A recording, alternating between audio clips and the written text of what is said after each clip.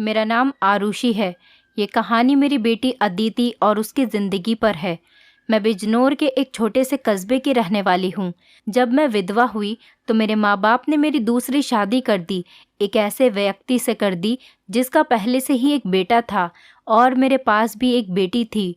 अब मेरा बेटा और बेटी एक ही कमरे में सोते थे, मगर सुबह उठते ही मेरी बेटी बेड की चादर दिन प्रतिदिन चेंज कर देती, फिर मुझसे छुप छुप कर पुरानी चादर धोती और खुद नहाने चली जाती। कई बार तो मेरी बेटी बेहोश भी हो जाया करती थी। वो दिन ब दिन बहुत कमज़ोर होती जा रही थी। एक दिन सुबह उठकर मैं जल्दी से बेटी के कमरे में चली गई, मगर आगे का माहौल देखकर मैं शर्म से पानी पानी हो गई। दिल से एक यही बात निकली कि भगवान ऐसा मंजर कभी किसी माँ को न दिखाए, क्योंकि वहाँ मेरी बेटी और बेटा। मैं शादी के 2 साल बाद ही विधवा हो गई थी।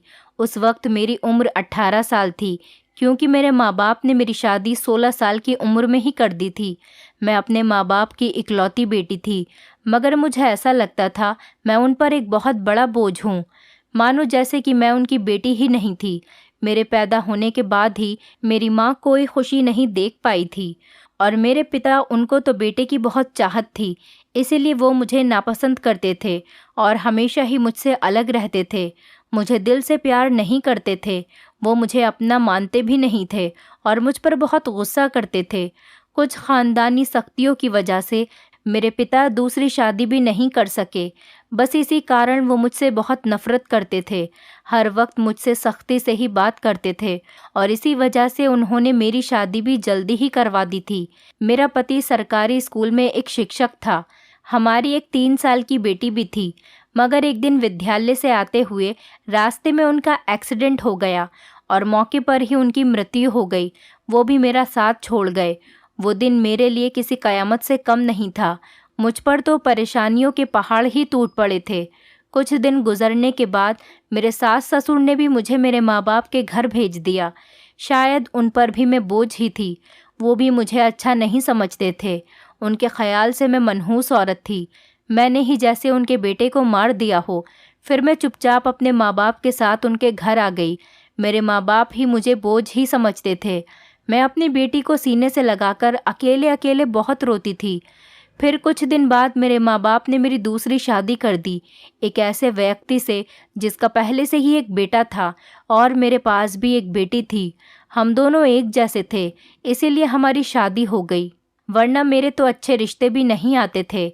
उसका बेटा मेरी बेटी से 1 साल छोटा था। उसके बेटे का नाम अभिषेक था और मेरी बेटी का नाम अदिति था। हम लोग साथ ही रहने लगे और वक्त इसी तरह गुजरने लगा। देखते ही देखते अदिति 16 साल की हो गई और अभिषेक 15 साल का हो गया।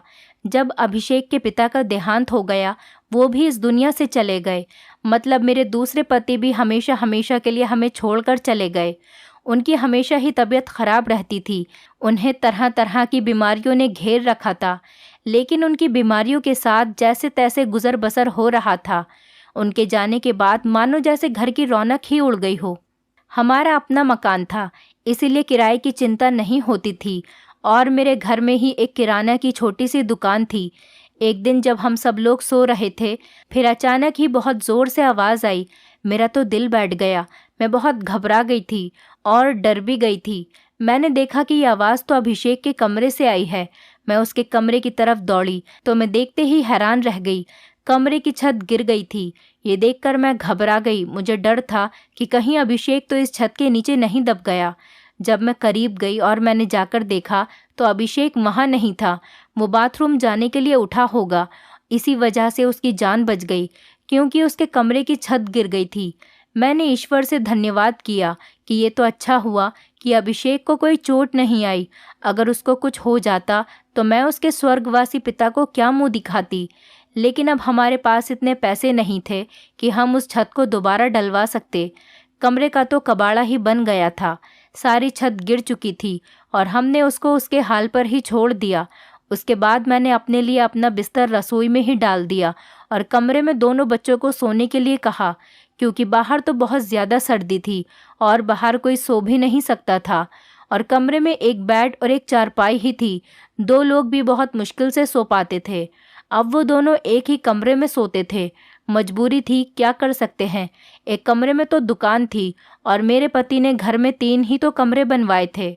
यूँ तो हम 3 लोगों के हिसाब से कमरे ठीक थे, लेकिन एक कमरा दुकान के लिए भी तो ज़रूरी था। अब मजबूरी थी, क्या कर सकते थे, गुजारा तो करना ही था। एक दिन मेरा बेटा बेटी के कमरे में सोया तो सुबह सुबह कुछ ऐसा हुआ कि मैं चकित रह गई। अभिषेक तो सवेरे उठकर नाश्ता करने भी बैठ गया था, जबकि अदिति अभी तक सो रही थी। वो तो इतनी देर तक नहीं सोती थी, लेकिन आज वो इतनी देर तक क्यों सो रही थी? उसकी आदत थी कि वो सुबह जल्दी उठ जाया करती थी। मैंने उसको आवाज़ भी दी तो वो उठ नहीं रही थी। थोड़ी देर के बाद मैंने उसके कमरे में जाकर उसको देखा तो पता चला कि वो बेहोश हो चुकी थी। मैं बुरी तरह से घबरा गई थी कि उसको क्या हो गया। मैंने फ़ौरन ही अभिषेक को बोला कि पास के ही डॉक्टर को घर बुला लाओ। डॉक्टर घर पर आया तो डॉक्टर ने कहा कि ये बेहोश हो गई है। लड़की काफ़ी कमज़ोर है, खून की भी कमी है। कोई भारी काम इससे मत करवाना, बस आराम ही करवाना। फल, अच्छा खाना वगैरह खिलाइए, ठीक हो जाएगी। जब अदिति को होश आया तो मैं उसके पास गई और मैंने उससे पूछा कि तुम्हें क्या हो गया था। तो वो कहने लगी कि बस ऐसे ही बैठे बैठे मुझे चक्कर आने लगे थे और मैं बेहोश हो गई थी। मैंने अपनी बेटी को कहा कि तुम आराम करो, मैं तुम्हारे लिए नाश्ता बनाकर लाती हूँ। जब मैं नाश्ता लेकर आई और मैंने आकर देखा, वो अपने कमरे में नहीं थी और कमरे के बिस्तर पर चादर भी नहीं थी। मैंने बाहर जाकर उसको देखा तो वो उसी चादर को बैठकर धो रही थी। मैंने उससे पूछा, तुम ये चादर क्यों धो रही हो? तुम्हारी तो तबीयत ठीक नहीं है, डॉक्टर ने तुम्हें आराम करने के लिए कहा है। मैं उस पर बहुत चिल्लाई और कहा कि यहाँ से उठो, अपने कमरे में जाओ और नाश्ता करो, कुछ खाओ पियो, तभी तो ठीक हो जाओगी। उसने कहा, नहीं नहीं, मुझे ये चादर ज़रूर धोनी है। बिस्तर पर बिछाने के लिए हमारे घर में एक ही तो चादर है। मैंने कहा कि अचानक से ये चादर धोने का भूत तुम्हारे सर पर क्यों सवार हो गया है? इतनी तो चादर गंदी नहीं थी जो तुम उसको धोने के लिए बैठ गई। छोड़ दो इसे, मैं खुद इस चादर को धो दूंगी, उठो यहाँ से। उसने मेरी बात नहीं मानी और चादर को छत पर सुखाने के लिए चली गई। उसके बाद ही उसने नाश्ता किया। फिर थोड़ी देर के लिए वो सो गई और अभिषेक भी काम पर जा चुका था। उसको सिर्फ मैंने हाई स्कूल तक ही पढ़ाई करवाई थी और वो एक कपड़े की दुकान पर काम करता था। वो बहुत ही मेहनती था। घर वाली दुकान तो मैं खुद ही चला लिया करती थी। वैसे भी उस दुकान में ज़्यादातर बच्चे ही आते थे। दिन इसी तरह से गुजर गया। उस दिन अभिषेक ने मुझसे कहा, आज मैं खाना खाकर आया हूँ। वो देर से आया था और अदिति भी पहले से ही कमरे में सो चुकी थी। वो भी जाकर कमरे में सो गया। मैंने भी रसोई में अपनी चारपाई डाल रखी थी। जगह बदलने की वजह से मुझे नींद नहीं आ रही थी। मैं अपने पति को याद ही कर रही थी। दूसरा पति मेरा बहुत अच्छा था, मेरा बहुत ख्याल रखता था। उसने कभी भी मुझे पहली शादी का ताना नहीं दिया था और मेरी बेटी को वो हमेशा अपनी ही बेटी समझता था। और मैंने भी अभिषेक को कभी नहीं बताया था कि वो मेरा सौतेला बेटा है। उसने भी मुझसे अपने हिस्से का प्यार ले लिया था। वो मुझे सगी माँ से भी ज़्यादा प्यार करता था और मेरा कहना भी मानता था। वो उस घर में अकेला ही मर्द था। वो हमारा इकलौता ही सहारा था, वरना हम 2 औरतें कहाँ जाती। काम भी अच्छे तरीके से कर रहा था। मैंने उससे कहा भी था कि वो आगे की पढ़ाई प्राइवेट पढ़ ले, क्योंकि अगर उसके पास कोई अच्छी डिग्री होगी तो नौकरी भी अच्छी मिल जाएगी। वो मेरी बात मान लेता था। सुबह सुबह फिर से कुछ ऐसा हुआ कि मैं हैरान रह गई। अदिति फिर से बेहोश हो चुकी थी और इस बार तो उसकी शक्ल देखकर लग रहा था जैसे उसके जिस्म का सारा खून ही खींच लिया गया हो। वो बिल्कुल पीली पड़ गई थी। फिर मैंने डॉक्टर को बुलवाया। डॉक्टर ने वही बात कही कि मैंने आराम करने को कहा था। इसको खाने में क्या खिलाया था आपने? मैंने उनको सारी बात बताई। मैंने कहा कि वही दाल सब्जी खिलाई थी और फल भी खिलाए थे। पूरा दिन कोई काम भी नहीं करवाया था। तो डॉक्टर ने कहा कि दोबारा से कैसे इतनी कमज़ोरी हो गई। आप इस बात को सीरियस लीजिए, नहीं तो आपकी बेटी की जान को ख़तरा हो सकता है, क्योंकि इस तरह से अचानक बेहोश हो जाना और कई घंटों तक बेहोश रहना कोई मामूली बात नहीं। डॉक्टर ने सख्ती से सारी बात बताई और कुछ देर बाद वो चले गए। फिर जब अदिति को होश आया तो मैंने उससे कहा कि तुमने फिर से अब कोई काम किया तो मुझसे बुरा कोई नहीं होगा। लेकिन थोड़ी देर बाद जब मैं उसके कमरे में दोबारा गई तो मैं ये देखकर हैरान हो गई कि वो क्या कर रही है। वो तो फिर से बैठ के चादर को धो रही थी। इस बार मैं उसे दूर से देख रही थी, क्योंकि जो भी वो कर रही थी वो सब कुछ मामूली नहीं था। वो बेहोशी से उठकर चादर को धोना शुरू कर देती थी। ये सब क्या हो रहा था? वो ये सब क्यों कर रही थी? जब से मेरे बेटे ने उसके कमरे में सोना शुरू किया था, तभी से वो ऐसा कर रही थी, और बेहोश भी तभी से हो रही थी। अभिषेक उसके लिए था तो सौतेला भाई, लेकिन बचपन से दोनों एक साथ ही पले बड़े हैं। उन दोनों में तो सगे भाई बहनों जैसी मोहब्बत थी। फिर ऐसा क्या हो रहा था? मेरी बेटी की तबीयत दिन ब दिन क्यों खराब होती जा रही थी? मैं रोती और सोचती रहती कि ये सब कुछ क्या हो रहा है। एक औरत कमज़ोर तब होती है जब वो बच्चे पैदा करती है, तो उसके अंदर बिल्कुल भी ताकत नहीं रहती। लेकिन जवान लड़कियां यूँ बेहोश होने लगें, ये तो कोई नॉर्मल बात नहीं थी। दूसरे ही दिन उसने चादर धोकर छत पर सुखाई। वो आसपास भी उसे ही देख रही थी कि जैसे मैंने उसे देखा तो नहीं है। मैं रसोई की खिड़की से ये सब कुछ देख रही थी। मैंने भी उसको ऐसा एहसास नहीं होने दिया जैसे मैं उसको देख रही हूँ। लेकिन मेरी बेटी क्या कर रही थी? वो फिर से बिस्तर पर आकर लेट गई और उसने अपने ऊपर वाली चादर को ओढ़ लिया, ताकि मुझे कुछ पता न चले नीचे वाली चादर है या नहीं। ये मुझे नहीं पता था। मैंने उसको नाश्ता करवाया और दवाई दी। दुकान अच्छी नहीं चल रही थी। हमारी दुकान पर कोई बड़ा ग्राहक नहीं आता था। सिर्फ बच्चे ही गोलियां और टॉफ़ियाँ लेने आते थे, जो 5-10 रुपए देकर चले जाते। इसी तरह से तो काम नहीं चलने वाला था। मैं बहुत परेशान थी, लेकिन ये बात मैंने अपने बच्चों को कभी नहीं बताई। अभिषेक को भी कुछ नहीं बताया, क्योंकि वो पहले से ही नौकरी कर रहा था। अब अगर ऐसे में ये बात बता देती तो वो और भी ज़्यादा परेशान हो जाता। लेकिन मैं खुद बहुत परेशान हो गई थी। ऊपर से डॉक्टर ने कहा था बेटी को अच्छी चीज़ें खिलाओ, लेकिन घर में तो दाल रोटी के भी पूरे पैसे नहीं हो रहे थे। घर का खर्चा करना बहुत मुश्किल हो रहा था। लेकिन एक दिन कुछ बहुत ही अजीब हुआ। मैंने अपने बेटे अभिषेक और अदिति को कुछ ऐसी बातें करते हुए सुना जिनकी मुझे बिल्कुल भी समझ नहीं आई।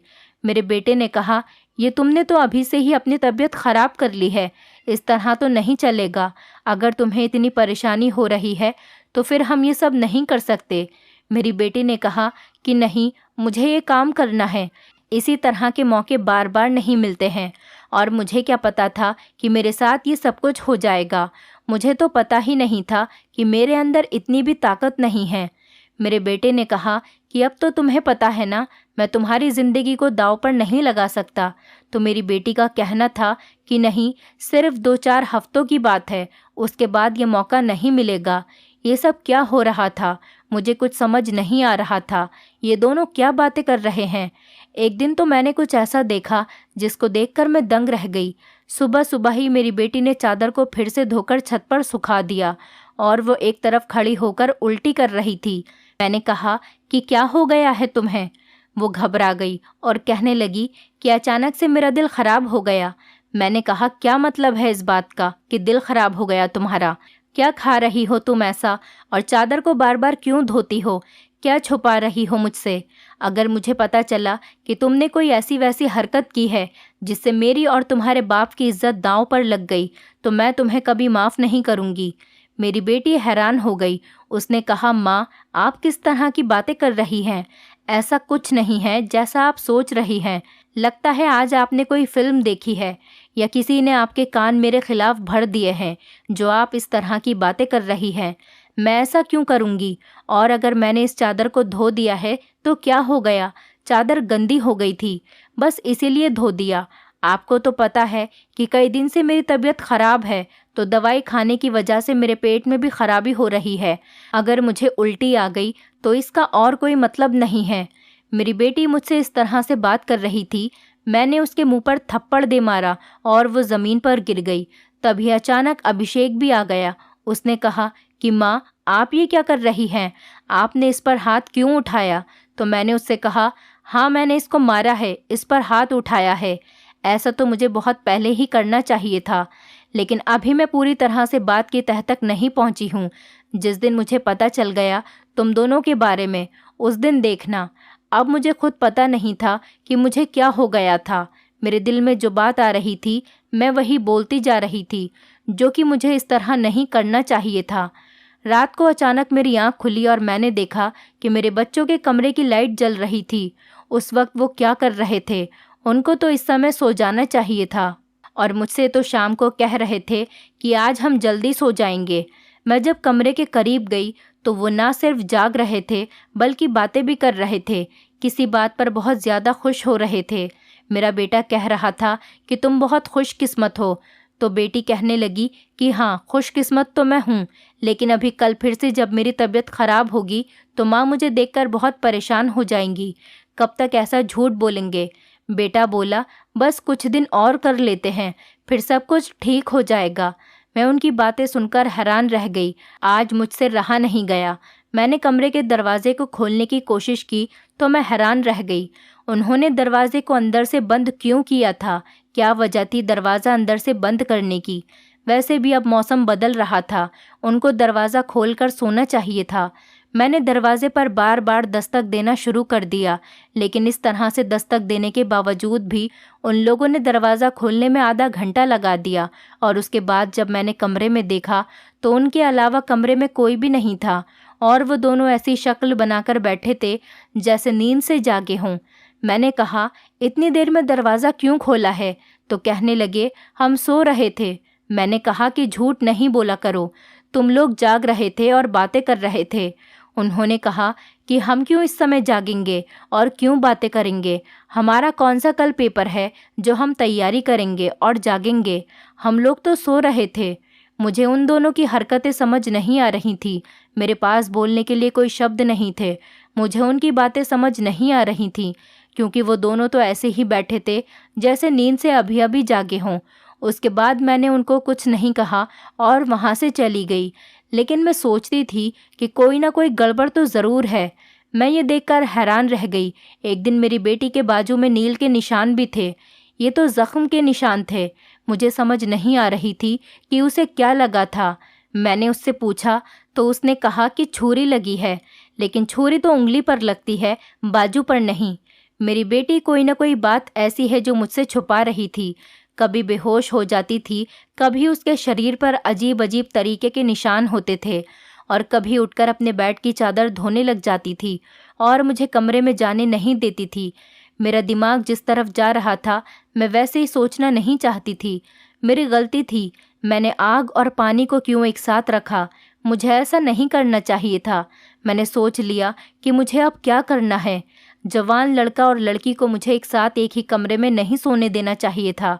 गलती तो मेरी ही थी। मुझे इन सब बातों का ध्यान रखना चाहिए था। अभिषेक था तो अदिति का सौतेला ही भाई। नियत बदलते देर नहीं लगती। जवानी की इस उम्र में बच्चे बुरी संगतों में पड़ ही जाते हैं। सगा भाई तो सगा होता है और सौतेला भाई सौतेला। तो फिर मैं कैसे सौतेले भाई बहन को एक साथ एक ही कमरे में सुला रही थी? ये मेरी ही गलती थी। जब हम ही बच्चों पर ध्यान नहीं देंगे, परेशानियां तो पैदा ही होंगी। अच्छी बुरी बातों का ध्यान तो हमें ही रखना होता है। बच्चे तो नादान होते हैं और नादानी में ही बहुत सारी गलतियां कर बैठते हैं। जैसे जैसे विचार मेरे दिमाग में आ रहे थे, अगर ये सारे विचार सही हो गए तो फिर सारा का सारा कसूर मेरा ही होगा। मैंने अपने बेटे और बेटी पर नज़र रखी थी। एक दिन मेरा बेटा बेटी को कोई चीज़ लाकर दे रहा था। मैं छुपकर उनकी बातें सुनने लगी। उसने कहा कि ये तुम्हारी दवाई है, इस परेशानी के लिए ये दवाई ले लो तो सब कुछ ठीक हो जाएगा। उसने मेरी बेटी को छुपाकर वो गोलियां दी। मैं परेशान हो गई कि ये किस चीज़ की गोलियां उसको दे रहा है। आखिर ऐसी क्या बात है जो परेशानी ये दोनों हल करना चाहते हैं और उसके बारे में मुझे नहीं पता। और ये दवाइयाँ कुछ अजीब सी क्यों लग रही थी? मेरी बेटी ने भी वो दवाइयाँ फ़ौरन से पकड़ ली और उनको अपने दुपट्टे के पल्लू में छुपा लिया। बेटे ने कहा कि रात को सोने से पहले खा लेना, तो फिर अगले दिन तुम बेहोश बिल्कुल भी नहीं होगी। और 2-3 दिन तक तो मेरी बेटी वाकई बेहोश नहीं हुई थी, लेकिन उसके बाद शायद उसकी वो गोलियां ख़त्म हो गईं और एक दिन बाद फिर से मेरी बेटी बेहोश हो गई थी। मेरा बेटा भी घर पर नहीं था, इसीलिए मैंने आज फ़ायदा उठाने के बारे में सोचा। मैंने वो चादर बहुत ही होशियारी से बेटी के नीचे से खींच ली और उसको तरीके से तय करके अपने कमरे में ले आई। मुझे खोलकर देखना था कि इस पर ऐसा क्या लगा होता था जिसकी वजह से मेरी बेटी सुबह उठते ही उसे धोना शुरू कर देती थी और यहाँ तक कि अपनी बीमारी का भी ख्याल नहीं करती। जब मैंने चादर को खोलकर देखा तो पहले तो मुझे कुछ नज़र नहीं आया, लेकिन जब मैंने ध्यान से देखा तो ये देखकर मैं हैरान रह गई कि उस चादर पर सफ़ेद सफ़ेद बाल थे और पूरी चादर बालों से भरी हुई थी। मुझे समझ नहीं आई ये किस चीज़ के बाल हैं, क्योंकि ये बाल बिल्कुल सफ़ेद और छोटे छोटे बाल थे। मैं हैरान हो गई, लेकिन मुझे ये बात समझ नहीं आई। मैं सोचती रही कि ये सब कुछ क्या हो रहा है।